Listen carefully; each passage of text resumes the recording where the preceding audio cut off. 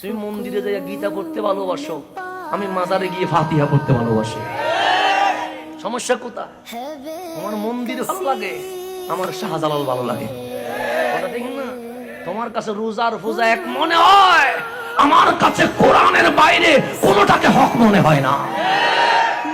তোমারটা নিয়ে তুমি থাকো না, আমার সমস্যা কি? তুমি যদি প্রসাদ খায়া আরাম পাও, তুমি প্রসাদ খাও, আমরা বিরিয়ানি খাই আরাম করি। বিরিয়ানি দেখে তোমার মাথা গরম হয় কেন? তুমি যে প্রসাদ খাচ্ছ, আমি তো কোনো কিছু বলি নাই। কথা ঠিক না? আমি তো তোমাকে বলি নাই যে খেতে পারবা না, খাও না। কালকে প্রমাণ হবে তোমার গীতাই বাঁচাবে না আমার নবী বাঁচাবে। কালকের জন্য ছেড়ে দাও, আজকে মারামারি করা দরকার কি? ইসলামকে আর কত হাসি বানাবা?